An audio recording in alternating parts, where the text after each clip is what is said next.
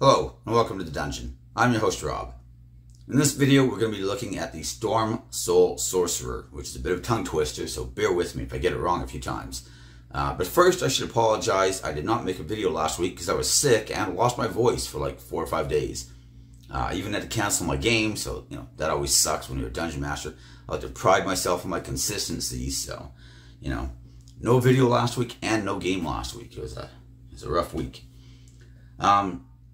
So, like most of the terrible things in D&D 5e, the Storm Soul Sorcerer came to us originally from the Sword Coast Adventures Guide, the bad idea factory, essentially.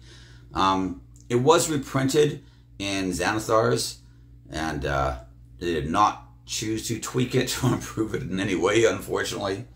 I think my general problem with the Storm Soul Sorcerer, and this is something that's going to run through the entire, the theme running through all their abilities generally, is that they seem to think that you are going to play as like a short-range melee character, but you're a caster with D6 hit dice and no armor. That's just usually not a smart way to play, especially when you could be standing like 60 feet away or 100 feet away and just shooting spells at people, Yeah, I don't know what the design was or what they were thinking of, but I'm going to go through all the abilities for the class. We're going to talk about them, and then we're going to look at some multi-class ideas where maybe we could actually make use of some of those abilities. I still don't know what makes this awesome, but it's at least something, and it's kind of interesting. So, what the heck? Anyways, starting at level 1, we're going to get 2 abilities. The first is Wind Speaker, which allows us to speak, read, and write Primordial, including all of its various dialects. So basically it's a free language. I mean, that's a nice ability. It's not great. It's just kind of there.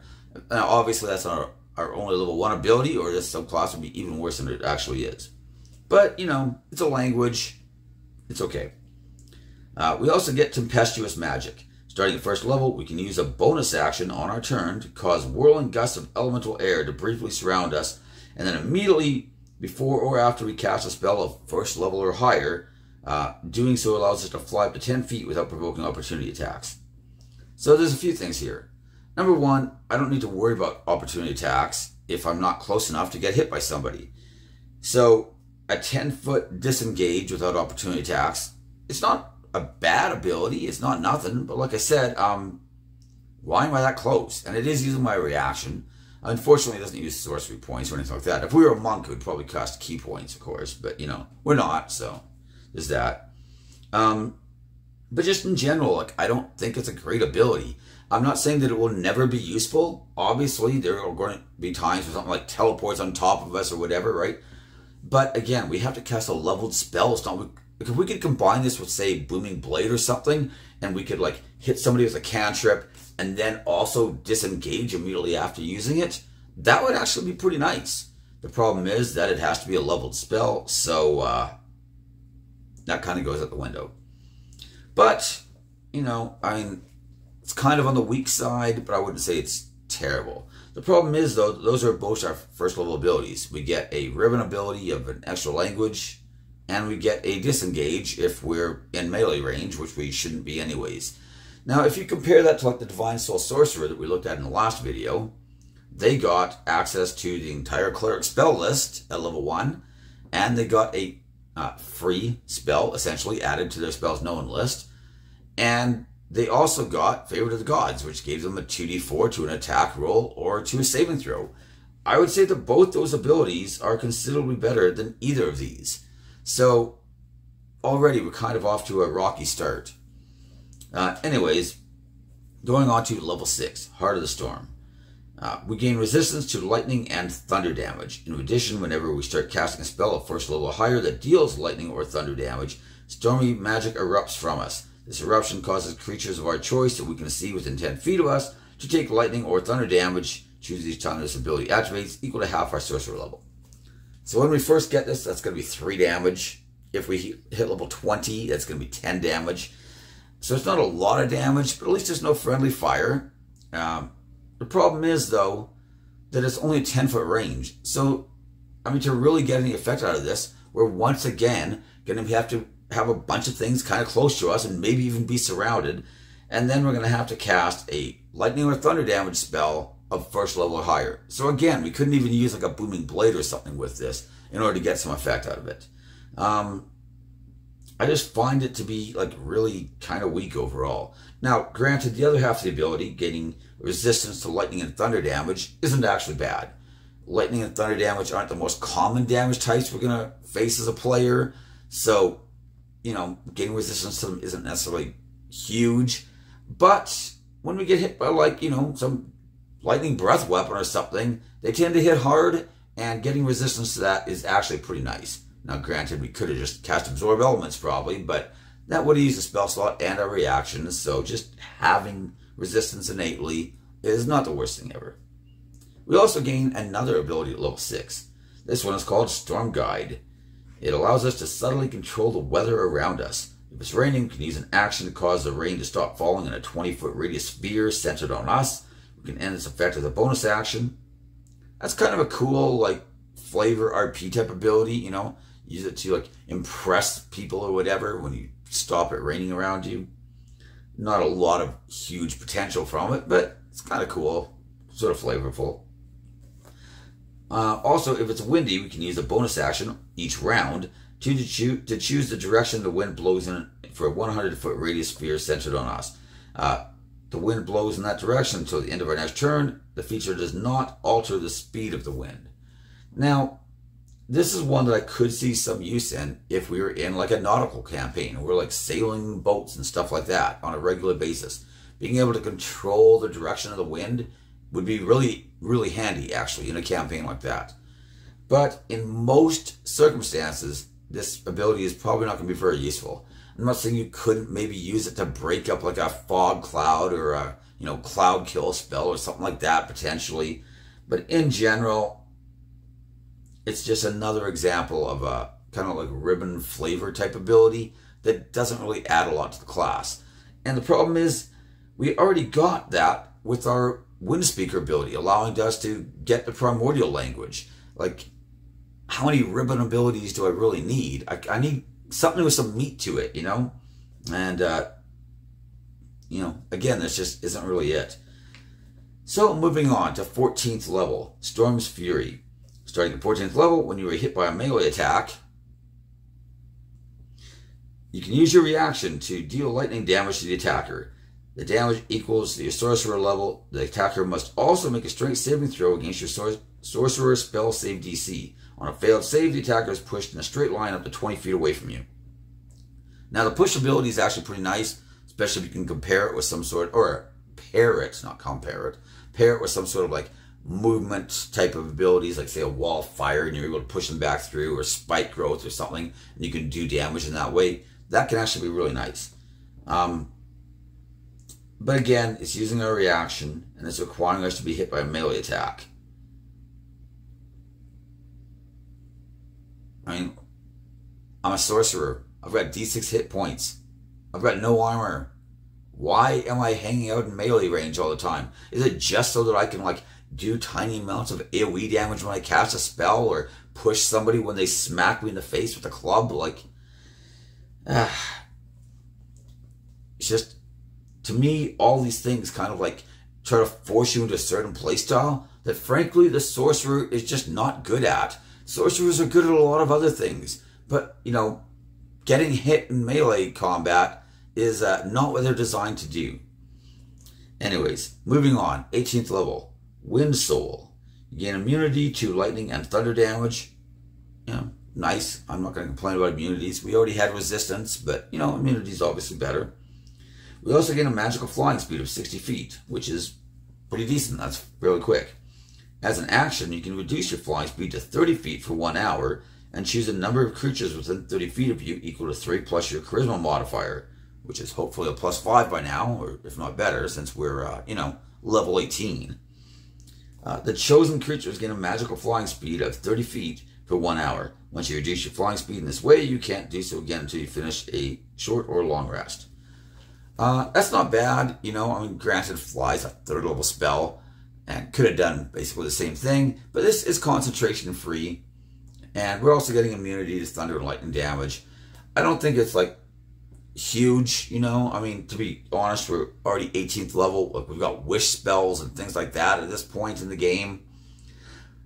Basically, now we're just getting a concentration-free version of a 3rd level spell that we could cast at 5th level. But on the other hand, fly is a really useful ability, and concentration is sometimes a big limitation on things that we can do, right? So I don't think it's terrible. The problem is that there's no real like standout abilities here that make me really want to play the class. I feel like too many of the abilities are trying to push us into a melee range, or at least very, very short range, which is just something sorcerers are not well suited to. So let's take a look at an idea for multi-classing, though, to try to maybe alleviate that a little bit. And one of the most natural fits would seem to be the Tempest Domain Cleric, of course. Now, there are some issues here, which is mostly that a lot of the good Tempest Domain Clerics kind of require like 6 to 8 levels of Cleric, and then if we want a bunch of Sorcerer on top of that, that does become a pretty heavy investment. But we'll take a look at what we can do with less, and then maybe we'll consider adding on those extra Cleric levels on top of it still, right? So one nice thing about the Tempest Domain is that anytime we multi-class into Cleric, it's going to give us proficiency with medium armor and shields.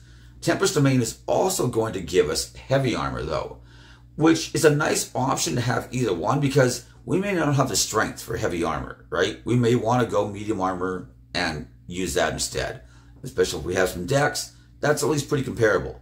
On the other hand, we could decide to maybe start with like 1 level of Sorcerer, for example, to get Constitution saving throw proficiency, then go into Cleric, get heavy armor potentially, and even a shield, and maybe we just, you know, wear a shield in one hand and cast with the other hand, right? And that's a huge boost to our armor class. And then we could actually dump decks and have, you know, 15 or so strength so we can wear our heavy armor with no movement penalty. And that could actually work. That's actually not the worst thing I've ever heard of.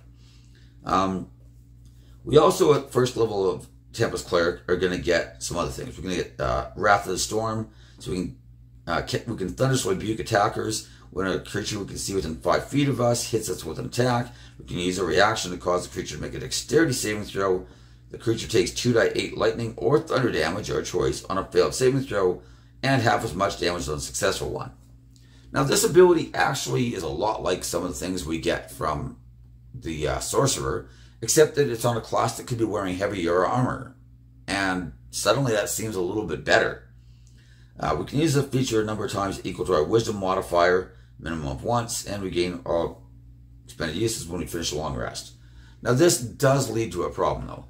Assuming we want good charisma, assuming we want enough strength to wear armor and not have a movement penalty, this is one reason we might not want heavy armor. We might want to go with medium, right? And then we also need a decent wisdom. And if we're going to be hanging around the front lines a lot, we're going to need some constitution as well. And that's a lot of ways to split our stats, which is one of the reasons why I personally find that this combination, while it does have some really effective and cool tricks that it can pull off, it can also be kind of unwieldy at times. But let's just keep going for it for now. At level 2 Cleric, we get Channel Divinity Destructive Wrath. And this is really the main ability I might want from here, besides better armor. Starting at 2nd level, you can use your Channel Divinity to wield the power of the storm with unchecked ferocity. When you roll lightning or thunder damage, you can use your Channel Divinity to deal maximum damage instead of rolling. Now, if we combine that with some of the spells we get from the Sorcerer, that can be pretty decent. We can even take something like, say, the Transmute Dispel Metamagic and turn some of our other damage types into lightning or thunder. Like, say, a fireball that now becomes like a ball lightning or whatever, right? Wall of fire that now becomes a wall of lightning or wall of thunder, whichever one we prefer. And that actually has some interesting potential where we could now use that with our Channel Divinity to automatically deal max damage. There's also just the option of using like a chromatic orb, choosing lightning or thunder damage, even upcasting it, and just dealing maximum damage automatically. Especially if we crit on the attack roll, that's not a bad idea at all. So there are some interesting combinations that we can get just with 2 levels of Cleric and the ability, once per short rest, to use our Channel Divinity and max out that thunder or lightning damage. And this is really, to me, one of the interesting aspects of this build. I like this ability a lot. We even get a second Channel Divinity if we go to Cleric 6, which we may want to do. And, you know, that means that twice per short rest we could do that. It even would mean that we could potentially, like, you know, quicken cast, say, our Fireball or our Ball Lightning, and then, you know, cast a cantrip or something, and then, you know, like a Firebolt or whatever, and turn that into lightning or whatever. There is some potential there. I don't know that I'd want to waste it on a cantrip, but if you're rolling like 3 or 4 die 10, for example, at that point on the cantrip, that's not so bad, especially if you like crit on it or something like that. You know, just automatically doing max damage is pretty nice. And it does leave us open to some interesting potential there. Anyways, we're also going to get, I should probably read the Tempest Domain Cleric spells, because there are some interesting ones here that we wouldn't have had access to just as a sorcerer. So first level we'll get Fog Cloud and Thunder Wave, 3rd level Gust of Wind and Shatter, 5th level Call Lightning and Slate Storm. And Call Lightning is a pretty nice spell that I kind of wish, imagine if we got that as a Storm Soul Sorcerer as one of our level 6 abilities instead of the ones we did get. That would actually be pretty nice. But, you know, if we wanted to go 6 to 8 levels of Cleric, we could still have Call Lightning, and, you know, that's not so bad. 7th level, we can get Control Water and Ice Storm, and 9th level, Destructive Wave and Insect Plague. Not bad. So 6th level, Thunderbolt Strike. So when we deal lightning damage to a large or smaller creature, so large size or less, right? We can also push it up to 10 feet away from you. At level 8, we get our Divine Strike, and we gain the ability to infuse our weapon strikes with Divine Energy. Once on each of our turns, when we hit a creature with a weapon attack, we can cause the attack to deal an extra 1d8 thunder damage to a target. When we reach 14th level, which we probably won't do, it goes to 2d8. Now, you may have noticed that seems like an interesting combo. We hit somebody with lightning damage, and then we can push them back, and we get thunder damage added to our weapon attacks. What a nice combo. Except if you're paying attention, you notice that it's lightning damage and thunder damage. It's not either or. One does lightning, and if we do thunder, or we can push with lightning, and the other one adds thunder. So it's actually not any synergy there at all, which is really disappointing. Sec. The voice is still a bit of an issue.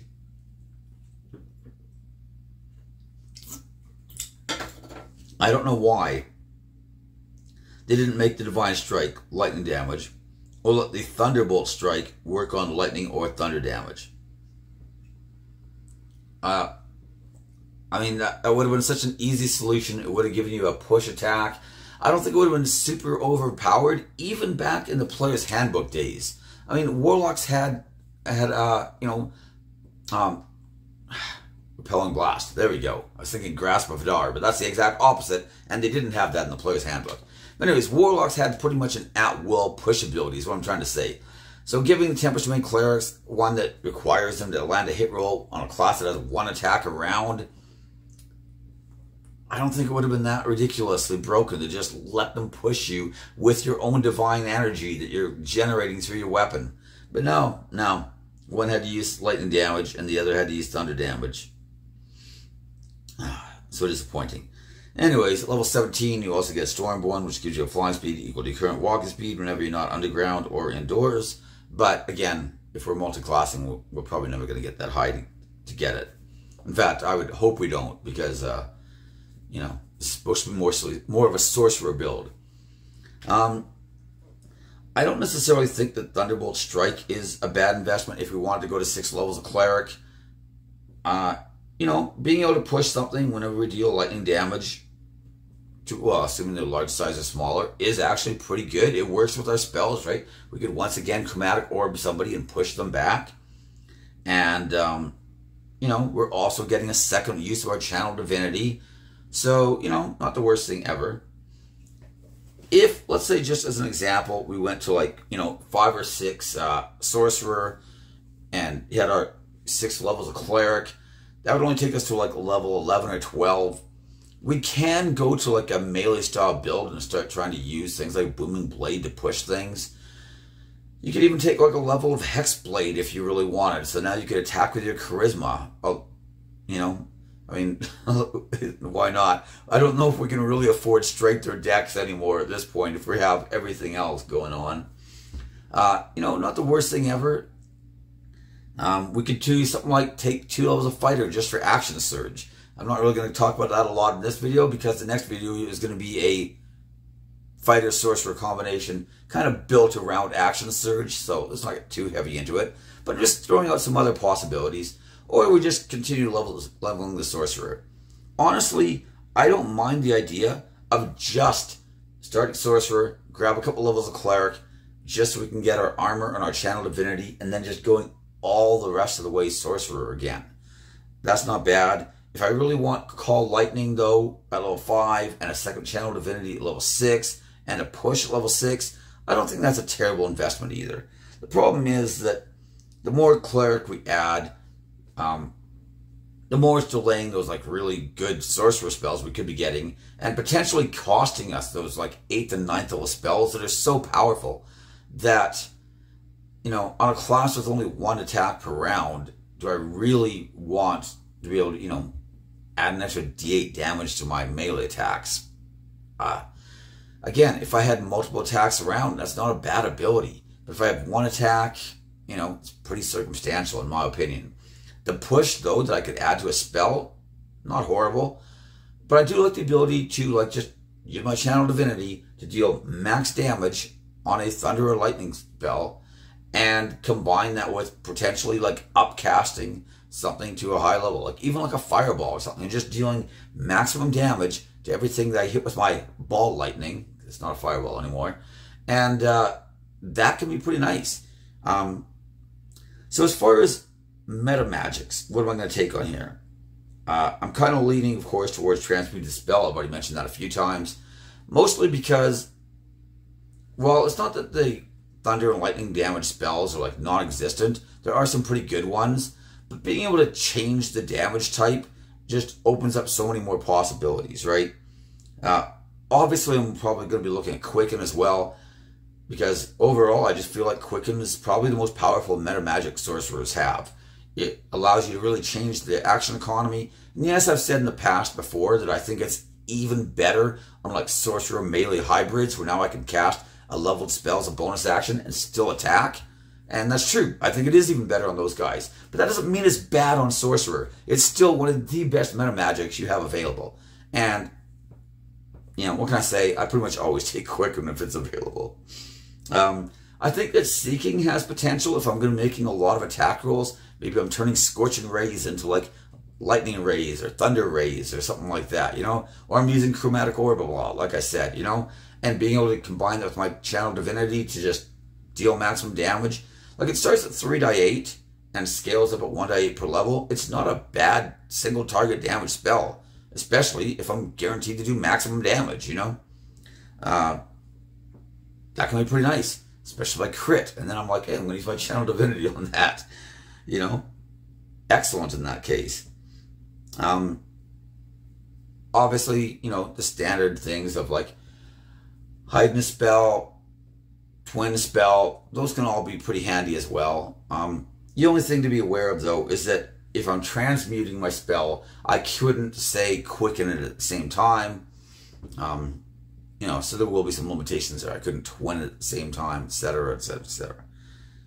But, there is some interesting potential there. The last thing I want to talk about, and this is not my combo that I thought of myself. I'm stealing this from Treant Monk, whose channel is excellent. But one thing he suggested, which I thought was a really funny combination, was to use Wall of Fire with the Transmuted spell and turn it, of course, to Thunder or Lightning damage. And you have 2 options of Wall of Fire. You can make a wall, or you can make like a circle of fire and circle the target, right? And like cause the fire to like burn inwards, essentially, right? And And then when they try to get out, they get pushed back by your by your damage. So if they try to run out, they take damage from the thunder or from your your wall of fire, whichever damage type you change it to, and they get pushed back. Now they could, if they have enough movement speed, still get out of the ring anyways, because it only happens like once per round to them, right, to that particular target. But, or once per turn, sorry, to that particular target. But you could also then, if you had like 6 levels of Cleric, use your other abilities to push the target back again. So maybe you decide to like chromatic orb them for some lightning damage. You hit them, you then push them back into the ring again, and when they try to get out, they get pushed back again. And meanwhile, they just keep taking that like lightning damage turn after turn. They keep being stuck in the ring. It causes obscurement, so it's not like they can cast spells on you outward. If they have to target you, they have to try to just keep coming through the ring, unless they want to like, attack with disadvantage because they can't see you. And it also destroys like normal missiles and stuff, for example. So it really does limit their options, and you can just keep like ping-ponging them back into the middle of the circle again, which I do think is pretty hilarious. So, like I said, not my combo. I stole it from Trait Monk, but I definitely thought it was a funny combo and definitely worth mentioning in this video. Overall, I do think there's some interesting and cool abilities that you could use if we are able to combine it with the Cleric to get some better armor, some better survivability, and suddenly a lot of those abilities that require us to be close or in or near melee range at least aren't awful, I still don't know that they're great. Like, I'm tempted to just wear medium or heavy armor and still be 80 feet away blasting guys with spells, honestly. But I do like the Channel Divinity option as well, where now, like, once per short rest, we can maximize the damage on a spell. That's actually a pretty nice ability, especially, given that we have the ability to transmute our spells into those appropriate damage types. And I think that it gives us some nice synergy between those two. I see a lot of people where they start taking like 8+ levels of Cleric and combining it. And I'm not saying that's bad either, right? The ability to have like an at-will like melee attack, these booming blade guys, and push them around, that can actually be pretty nice, And then you're also doing some extra damage on top of that, which, does not push, unfortunately. But, there is some interesting potential there. And Tempest does give us proficiency in martial weapons, right? So, we could be using a longsword instead of, say, a dagger or a staff or something along those lines, right? Or a warhammer or whatever, right? There are some interesting potentials there.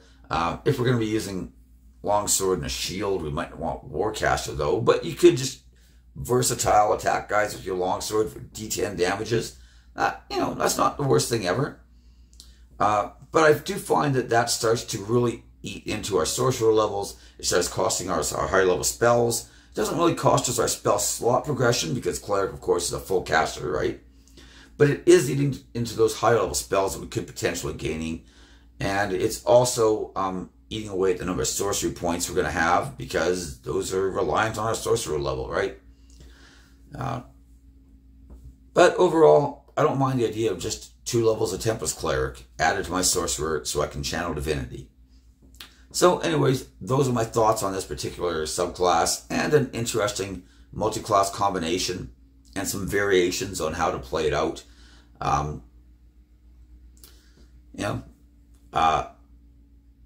Like I said, I don't think the Storm Soul Sorcerer is the strongest or the best by any means, but I think that with a couple levels of Tempest Cleric, it does actually help quite a bit, and it really helps to compensate for some of the weaknesses in the class design, which kind of want to force us into melee range a lot, and also gives us a way to maximize our damage. Once per short rest isn't bad. We could be pulling that off 2-3 times a day potentially if we get enough rest, right? So anyways, that's everything I have. Thanks for watching. Feel free to like, subscribe, ring the bell for notifications, and most importantly, leave me your comments in the comment section. I read every comment, even though I don't necessarily respond. And the next video we make is going to be looking at a sorcerer, fighter, multi-class, so that we can really try to get the most out of like quicken spell plus action surge plus cantrips that we might be casting as well, and really trying to make kind of like a direct damage casting, like burst damage type of build, and just try to like probably single target, but just focus down one target in as little time as possible. And you know, that's not the kind of video I usually make for casters, but it's something that I've seen people play before, and it's pretty effective sometimes. So what the heck, I think that'll be a fun video. So anyways, thank you for watching, and I will see you next time. Bye.